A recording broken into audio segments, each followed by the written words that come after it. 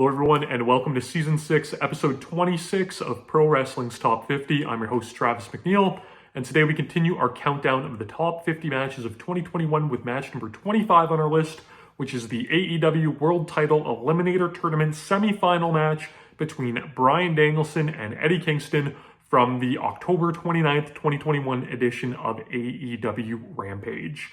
I love the AEW Eliminator tournaments. I think it's a great way to determine a number one contender to the title. I love tournaments, as you've heard me talk about on this program before. And the AEW rankings, they leave a lot to be desired, I think. And there's been a lot of criticisms about that. Rankings in wrestling are tough to do. I know you try to make wins and losses matter, but at the same time, you're going to want to do something for storylines or a cool match that maybe doesn't necessarily make sense. So that's where these tournaments work. You can take, 8 guys or 8 girls that are, ranked somewhat high, throw them into tournament, and then somebody, within 3 wins or however many, rounds you have in the tournament can instantly get that title shot. I think that makes sense. I'm not going to, criticize it too much. So it's an easy way to do it.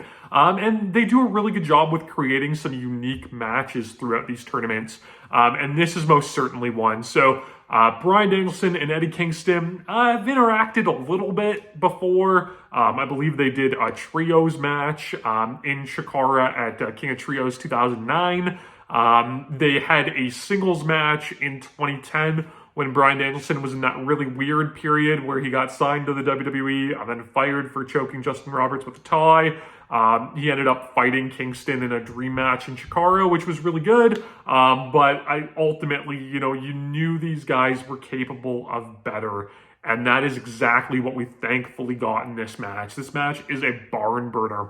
And something that I really love about AEW is they can present a match like this that on paper is just a cool match, that through the story told in the match, it's satisfying to the casual fan that doesn't know any of the history here. But to me, being, a longtime independent wrestling fan, I get all of this underlying storyline and all of these other things that, funny enough, they would ultimately put at the forefront with the Kingston and CM Punk feud. But, I got that through this match. And I could just tell from the tension, if you're a casual viewer, you're like, oh, Kingston's really rattling Danielson and pissing him off with these chops, so they're going into a dogfight. But there's so much more to it than that, where, that when Danielson was on top of Ring of Honor, Kingston, wasn't allowed into Ring of Honor. He was that guy, with the pleather gear that, was a bit too heavy and too fat and, maybe didn't take wrestling as serious enough. Everything that came up in that Punk feud, I felt in this match. So I love stuff like that. I love that AEW does that fan service. There was criticism about Punk coming out to the AFI song, for his dog collar match with MJF. That is my favorite moment in wrestling in 15 years, easily.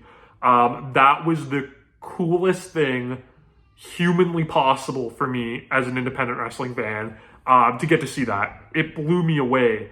For casual fans, there was talk of criticism of AEW of how were you supposed to know that was Punk's independent theme? If you're a new fan, who cares?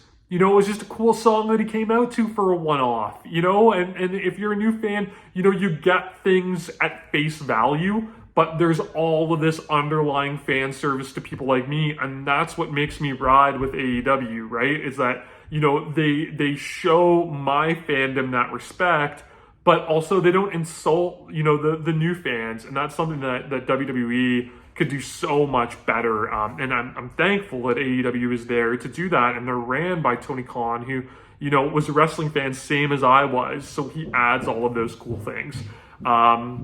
The match itself here, though, is just, it's so brilliant. It's hard-hitting, it's brutal, it tells this great internal story, has all of these elements, of the history of these guys on the independents to, being around the same locker rooms and the same crowds, but being on 2 totally different levels and, polar opposites when it comes to, a lot of things and philosophies. And that's on display here. And Eddie Kingston is so good. I talk so much about physical charisma. He has it better than almost anybody. He just conveys so much through his face and through his body language.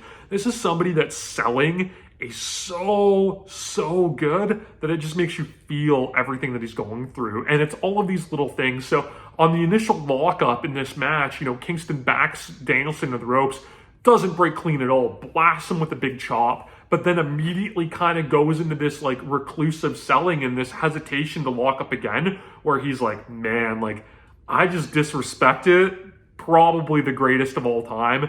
I'm gonna pay for it. But in that moment, that's what I felt I needed to do. So he has this, this hesitation to go back into trading. And it's so natural and it's not forced at all with how Kingston is able to convey it. It's absolutely brilliant. So of course, Danielson backs him up into the corner and just lights him up with kicks, which Eddie knew was coming. And Eddie's got this like constant chip on his shoulder, and there's something that he needs to prove, especially against, the kings of the indies when he was coming up like Danielson and, eventually like Punk. So like he starts trying to fire back with these chops after being rocked with these kicks. But like it's to no avail because it allows Danielson to go on this offensive run and start hitting all of his signature offense really quickly. He gets the backflip out of the corner and the diving, point of the elbow. And he goes, for the suicide dive, and Kingston just walks off. He knows it's coming. He's seen 1,000 Bryan Danielson matches, a lot that he's either given commentary on or been in the locker room for. So Kingston gets so frustrated at himself that he's throwing chairs at ringside and causing this scene, and it's so great and adds to the story that they're trying to tell through this match. Kingston like backs Danielson into the corner, and the difference is, the first time on that initial chop, Danielson maybe felt disrespected, and that King, wouldn't give him the respect of that clean break, almost that, wouldn't respect his elders in a way. So the second time Kingston backs him in the corner, and Danielson's like, come on, like, I know you're gonna do it. Bring it on. You want to roll with me, Punk? You want to disrespect me? Well, then bring it on, because that's what we're going to do. So, Kingston lights him up with these chops, but again, you can just tell that he's like, oh, like, I'm going to pay for this. And that's exactly what happens. Danielson turns it around and just starts blasting him with kicks, and then goes to work on the arm, and is just so meticulous, it's so good, and so brutal with that arm work.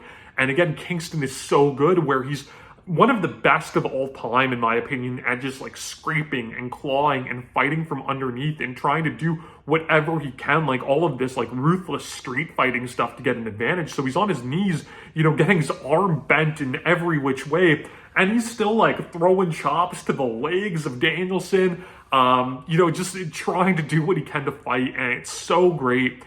He gets like a big kitchen sink for an opening, and starts throwing chops again, but like realizes he doesn't have the arm strength, so he's selling his arm and starts to try to like headbutt instead, but then he's like selling the wooziness from these headbutts. And Danielson at this point has his chest like completely ripped apart. As if you've ever seen like a Danielson indie match against Roderick Strong, like that this dude's pasty chest just gets turned every which shade of red and purple, when he's in there with a heavy-handed guy like Kingston is, that can throw these chops. But again, Danielson's so good, and just, he can rattle Kingston and get into his head and starts basically daring him to trade, because he knows, like, okay, you're going to hurt my chest with these chops, but your arm is bad, and I'm going to capitalize on that, and I'm going to capitalize on that. So Kingston, again, is so great with, like, punch-drunk just craziness that he just throws this big drop kick out of nowhere, very, like, Suwama-esque, where he throws this beautiful drop kick that you're not expecting, that Danielson certainly wasn't expecting, and it shows that Kingston is more multifaceted than, Danielson might be giving him credit for. Kingston takes him back to the corner, and at this point, he's just throwing everything he can, these wild chops. He's biting him, he's choking him, he's doing whatever he can. He throws Danielson to the floor to give him some time to kind of like work out the kinks in his arm and also catch his own breath. Goes out to the floor and throws Danielson into the steps, and at this point, he's like, count him out, ref. Like, I'll take the count out victory. I'm not proud. I want to move on in this tournament. I want to get the title shot. So just, I'll beat this guy however I can. And Danielson is so great too, like having that honor, that Ring of Honor background, right? In that respect, he breaks the count, but then like flips Kingston off and is like basically like, okay, you want to fight dirty? Let's fight dirty. And Kingston, of course, lights him up with the chops, and he's just like talking mad shit to him. And it has such this realistic grudge match feel between these two that it's so compelling and it's so captivating and it's great television. And again, you have a crowd full of people, at this Rampage taping that don't understand the story to the level that I do or that you might, but they're just compelled by the action that's being told in the ring. And that, to me, is beautiful pro wrestling. Danielson starts to fire back, and like with the biting and the choking, Kingston just pokes him in the eyes to get the advantage. But Danielson's able to low bridge him over, and just little things that are so great. Kingston knows that Danielson's going to come in with that tope, so he comes in to like hug the ring apron to not give Kingston that room, or Danielson that room to hit it. So Danielson hits him with a baseball slide instead, and instead goes for the knee strike off the apron. Kingston sees it coming, catches him with a big forearm and a backdrop driver on the floor for a count out. Again, just going for that count out, he hits this huge move on the floor. Count him out, ref. Like, I just want to go home. I want to survive this match. I want to move in on the tournament. Danielson, again, barely breaks the count. Kingston gets this great near fall run. He hits a big backdrop driver into the top buckle. And then another one, it's only good for two. He grabs the stretch plum. One of his signatures is tribute shout out to Toshiaki Kawada. Danielson's able to get the ropes there, so another great near fall. They do this great labored fight over a Kingston superplex attempt. Danielson slips out, hits a back suplex from the top. They trade, and Danielson throws all of these great, brutal, stiff leg kicks. So just like the drop kick earlier, Kingston throws this wild Kawada-style enziguri out of nowhere. Danielson rolls out of a half Nelson suplex attempt, hits this big head kick, and it rocks Kingston so well that when Danielson goes for the Psycho knee, Kingston just drops, very Bret Hart Diesel style. But that pisses Danielson off because he wants to fight. Kingston's talked all this garbage. He's fought dirty. Danielson wants to fight him. Doesn't give him room to breathe. Just pounces on him and starts pounding away. And it's all so very, very good. The crowd is so hot at this point. They do this great moment where they're both on their knees, slapping and forearming and yelling at each other, and Kingston goes for the enziguri again, but Danielson blocks it, but then Kingston blasts him with the back fist of the future out of nowhere. But it's too rattled to even cover. The crowd is exploding. They're molten hot. They love the action they're seeing. It's so good. It's infectious through the television screen or whatever device you're watching it on.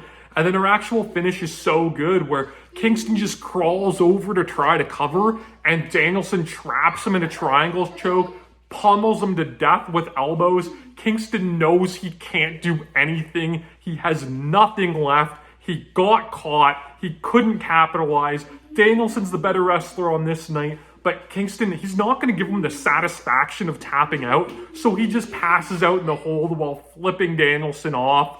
It's such a good finish. Kingston doesn't even give him the satisfaction of a post-match handshake. Danielson kind of tries to do the, I respect you. You gave me a good fight. And Kingston's like, nah, I didn't submit.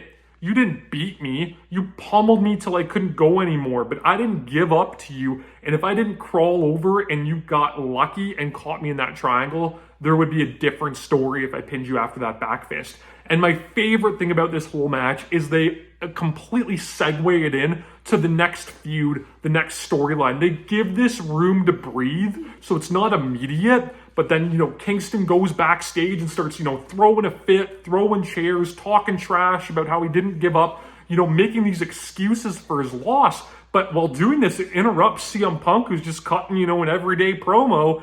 And, Punk, again, this feels natural. Punk starts, giving Kingston the gears of why are you being a crybaby? Why are you making excuses? You lost. The referee had to save you from yourself, you stupid, stubborn idiot. And you're interrupting my time. Don't be so disrespectful. You're a bum. And that ultimately led to, although it was a short feud, one of the best feuds of 2021 with Punk and Kingston. And it was just this natural segue that they took this great storyline they established in this match and bled into the next. It's great. That's what pro wrestling is. That's something that ECW did so well and that now I find AEW does well quite a bit too. This match is excellent. I love everything about it. It's brutal, it's hard-hitting, it's compelling. Two of the best independent wrestlers, hell, two of the best pro wrestlers of all time, in my opinion, finally locking it up with the singles match we know they're capable of. AEW, as of right now, you really don't have a way of watching any of their back catalog unless you're outside the US, and you can watch the stuff on the Fight Network, but Google search it. You can find this stuff online. I'm sure there's going to be an AEW on-demand service coming sooner than later. You can subscribe to my channel here on YouTube so that you never miss a video. Follow me on Instagram and Twitter at Wrestling50, and please join me again next time as we continue to count down Pro Wrestling's Top 50.